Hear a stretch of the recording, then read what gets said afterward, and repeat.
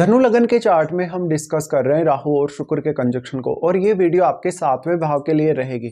सातवें भाव में इंटरेस्टिंगली ये है कि अब यहाँ राहु उच्च की स्थिति में होंगे और वो आपके चार्ट में यहाँ बुध के घर में स्थित है। बुध को आपको सबसे पहले देखना होगा, साथ साथ में आपको शनि को भी देखना चाहिए क्योंकि राहु शनिवत ही चलते हैं। तो मान लो अगर आपके शनि भी वेल प्लेस्ड है, अगर आपके बुध भी बहुत वेल प्लेस्ड है चार्ट में, ऐसे में राहु यहाँ आपको काफ़ी बेटर रिजल्ट दिखा सकते हैं मैरिज को छोड़कर।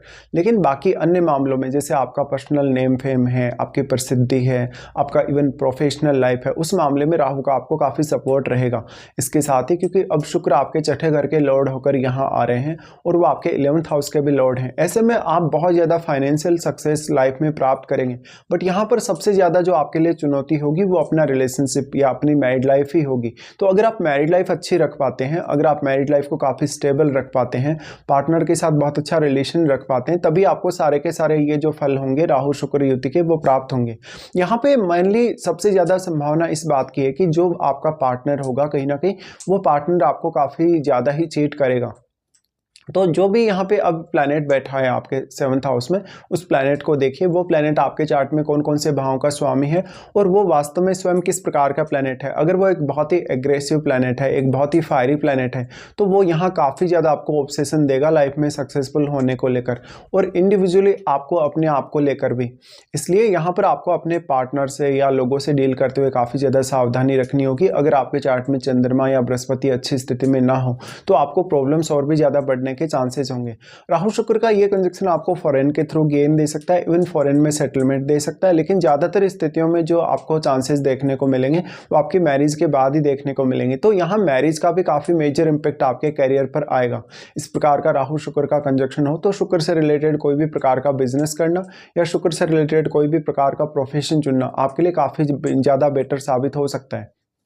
इस केस में अगर आप गीत संगीत को चुनते हैं, किसी भी प्रकार से आप एक्टिंग वगैरह को चुनते हैं, तो आपके लिए काफ़ी अच्छी स्थितियां हो सकती हैं करियर को लेकर। लेकिन आपको यहाँ इंडिविजुअली ही काम करना होगा। जब भी आप किसी के साथ पार्टनरशिप में होंगे या इवन मैरिज का जो आपका पार्टनर होगा उसके साथ मिलकर अगर आप काम कर रहे हैं या उनके साथ आपने कोई पार्टनरशिप किया है तो आपको काफ़ी ज़्यादा प्रॉब्लम्स आ सकती हैं। तो यहाँ जो पोटेंशियल रिस्क है, कहीं ना कहीं सामने वाला जो पर्सन है जो आपकी लाइफ में आ रहा है या जो पर्सन आपसे डील कर रहा है वही आपका फ़ायदा उठाता है और वही आपके लिए बहुत ज़्यादा चुनौतियां भी लेकर आता है। अब शुक्र क्योंकि यहाँ पे 11th हाउस के लॉर्ड हैं, ऐसे में कभी कभी क्योंकि आपके लगन में केतु स्थित है तो आप सामने वाले से बहुत ज़्यादा बड़ी अपेक्षाएं रखेंगे, लेकिन वास्तव में सामने वाला आपकी अपेक्षाओं पर खरा उतरेगा नहीं। तो यहाँ पे डिवोर्स होने या इवन सेपरेशन होने की संभावना सबसे ज़्यादा प्रबल होगी इस केस में। लेकिन यहाँ आपको बुध को भी देखना चाहिए और वास्तव में शनि को भी। साथ में अगर राहु या शुक्र के साथ कोई भी अन्य ग्रह बैठा है, अगर वो इनका मित्र ग्रह है, तभी आपको सबसे ज़्यादा इंडिविजुअली फायदा मिल पाएगा। पर कोई भी प्लैनेट यहाँ राहु या शुक्र के साथ बैठा हो, मैरिज को लेके उतना ही ज़्यादा रिस्क बढ़ जाता है। पर अगर एक फायरी प्लैनेट यहाँ बैठा है जैसे मंगल या सूर्य यहाँ बैठे हैं, तब आपको मैरिज को लेके और भी ज़्यादा दिक्कतें रहेंगी।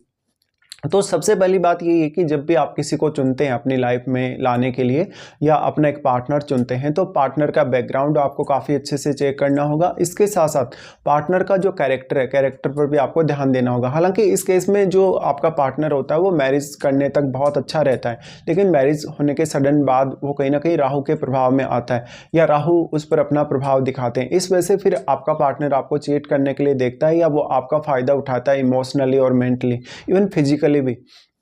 तो यहाँ पे जो भी प्लैनेट राहु या शुक्र के साथ स्थित है वो प्लैनेट आपके चार्ट में जिन जिन भावों का स्वामी होगा उन भावों के मामले में आपका जो जीवन साथी होगा वो आपको शुरुआत में काफ़ी फायदा पहुंचाएगा मैरिज होने तक, लेकिन मैरिज के बाद वो आपको काफ़ी ज़्यादा डैमेज कर सकता है या उन भावों को लेकर जो भी आपके फैसले होंगे उनमें काफ़ी ज़्यादा आपको प्रॉब्लम्स ला सकता है, इवन बहुत ज़्यादा कन्फ्यूजन भी ला सकता है। अब आपको सबसे पहले देखना होगा चंद्रमा और गुरु को, क्योंकि गुरु आपके लग्नेश है और अगर मान लो गुरु आपके चार्ट में बहुत अच्छी कंडीशन में नहीं है और चंद्रमा भी अगर आपके चार्ट में वेल प्लेस्ड नहीं है तो मैरिज को लेके बहुत ज़्यादा यहाँ रिस्क बढ़ जाएगा। इस स्थिति में कभी कभी ये जरूर देखने को मिलता है कि मैरिज होने के बाद आपके करियर पर बहुत मेजर इंपैक्ट आता है। या तो यहाँ पर आप अपने पार्टनर पे डिपेंडेंसी कम रखें, हमेशा करियर के मामले में भी कम रखें, अगर आप फॉरेन सेटल होते हैं तब भी कम रखें, तब आपको ज़्यादा बेटर रिजल्ट्स मिल सकते हैं। अब राहु शुक्र का कंजक्शन यहाँ बन रहा है तो ये आपको मैरिज के बाद भी या इवन मैरिज से पहले भी काफ़ी ज़्यादा अफेयर के चांसेस लाएगा, इवन रिलेशनशिप के चांसेस काफ़ी स्ट्रॉन्ग होंगे। तो ये भी एक रीजन हो सकता है आपका डिवोर्स होना या सेपरेशन होने के। But most of of cases में यहाँ पर राहु अगर बहुत ही ज़्यादा स्ट्रांगली प्रभावित कर रहे हैं शुक्र को, या तो फिर आपका बुध अच्छी स्थिति में नहीं है, चंद्रमा अच्छी स्थिति में नहीं है, या जुपिटर या शनि अच्छी स्थिति में आपके चार्ट में नहीं है, तो आपके लिए एक डिवोर्स को चुनना ज़्यादा बेटर होगा यहाँ पर, क्योंकि आपकी जो पूरी की पूरी लाइफ है वो काफ़ी ज़्यादा डैमेज होगी, आपका समय बहुत ज़्यादा खराब होगा, आपको बहुत ज़्यादा कॉम्प्रोमाइज़ भी इवन करना पड़ेगा। बट पार्टनर में कभी कभी वो वाला सुधार नहीं आता जो वास्तव में आप लाना चाहते हैं। हालांकि इस केस में आपके पार्टनर का चार्ट भी काफ़ी ज़्यादा ही मैटर करेगा, तो यहाँ पे आपको इस हिसाब से विचार करना चाहिए। स्त्रियों के केस में ये कंजक्शन उनके नेम फेम को काफ़ी ज़्यादा बढ़ाने वाला होगा, उनको काफ़ी ज़्यादा क्रिएटिव बनाने वाला होगा। यहाँ पर आपको कभी कभी काफ़ी उल्टे प्रभाव भी देखने को मिल जाते हैं, क्योंकि राहु शुक्र का कंजक्शन आपके सप्तम में है, तो ये सारे के सारे गुण जो अभी डिस्कस कर रहे हैं हम लोग, ये आपके पार्टनर में आपको देखने को मिलते हैं और कभी कभी आप में स्वयं में देखने को नहीं मिलते। तो आपको ये देखना होगा कि सप्तमेश कितना मजबूत है, या सप्तमेश का संबंध यहाँ पर राहु या शुक्र के साथ है या नहीं। अगर मान लो सप्तमेश का शुक्र के साथ संबंध होगा या राहु के साथ संबंध होगा, तो पार्टनर में ये सारे के सारे गुण काफ़ी स्ट्रांगली देखने को मिलेंगे। अब अगर दृष्टियों के हिसाब से बात की जाएगी तो राहु सबसे पहले आपके 11th हाउस को ही एस्पेक्ट कर रहे हैं, जहां पर वो 11th लॉर्ड के साथ ही आपके सप्तम में बैठे हैं। ऐसे में वो आपको धन कमाने, लाभ कमाने या लाइफ में फेमस होने के चांसेस बहुत ज़्यादा देंगे, लेकिन आपका लगन का जो केतु है हमेशा आपको कहीं ना कहीं ब्लाइंडली फोर्स करेगा कुछ गलतियाँ करने के लिए या कुछ गलत फैसले लेने के लिए। इस वजह से आपको हमेशा नुकसान होगा। वास्तव में राहु और शुक्र का जो पॉजिटिव इम्पैक्ट है आपकी लाइफ में, उसका आप अच्छे से यूटिलाइजेशन नहीं कर पाएंगे और यहाँ पर ही आपको सबसे ज़्यादा प्रॉब्लम होंगी। अब उसके बाद देखा जाए तो यहाँ 11th हाउस में बैठे हुए ग्रह को देखिए। 11th हाउस में जो बैठा हुआ ग्रह है, क्योंकि वो राहु से काफ़ी ज़्यादा प्रभावित होगा और वो ग्रह की क्वालिटीज़ को भी राहु मल्टीप्लाई करने का काम करेंगे। लेकिन वो ग्रह किस प्रकार का है, किस प्रकार का वो कारकत्व रखता है और वास्तव में शुक्र के साथ उसका किस प्रकार का संबंध है। अगर मान लो राहु या शुक्र के साथ उस ग्रह का मित्रवत संबंध होगा, तो ऐसा राहु आपकी अपेक्षाओं को और भी ज़्यादा तीव्र तरीके से बढ़ाएगा। इस स्थिति में राहु और शुक्र फिर आपके लगन पर प्रभाव डालते हैं, जहां पर लगन में ऑलरेडी केतु स्थित होने से सारा का सारा एनर्जी केतु अब्जॉर्ब कर लेते हैं। इस वजह से आपको काफ़ी ज़्यादा समस्याएं आएंगी कभी कभी। तो आप यहाँ राहु और शुक्र के क्वालिटीज़ को काफ़ी मल्टीप्लाई होते देखेंगे और आप काफ़ी कन्फ्यूजन में भी रहेंगे। कहीं ना कहीं आप अपने ऊपर ही स्वयं पर ट्रस्ट नहीं कर सकेंगे कभी कभी। तो आपको एक ऐसे पर्सन की ज़रूरत हमेशा होगी लाइफ में जो आपको गाइड कर सके, या आपके रिश्ते के मामले में, कैरियर के मामले में जो आपको अच्छी एडवाइस दे सके। इसके साथ ही देखिए, अब आपके लगन में बैठे हुए प्लैनेट को देखिएगा, क्योंकि केतु के साथ जो भी प्लैनेट आपके लगन में है, अगर या तो फिर वो केतु के सिमिलर ही हो, जैसे जुपिटर जैसा प्लैनेट हो, तब आपको थोड़ा ज़्यादा फायदा मिल सकता है। बट अगर कोई अन्य ग्रह है तो यहाँ केतु उस ग्रह की एनर्जी को अब्जॉर्ब करने का काम कर रहे हैं। एनर्जी कम होने की वजह से वो ग्रह आपके चार्ट में जिन जिन भावों को रिप्रेजेंट कर रहा है, उन भावों को लेकर जो भी आप निर्णय लेंगे उनमें आपसे काफ़ी गलतियां होने की संभावना होगी। राहु और शुक्र दोनों ही वैसे तो देखा जाए तो केतु पर अपना प्रभाव डाल रहे हैं, बट राहु यहाँ पर शुक्र की तुलना में कम प्रभाव डाल सकेंगे, क्योंकि वो 180 डिग्री के एंगल पे हैं यहाँ केतु से।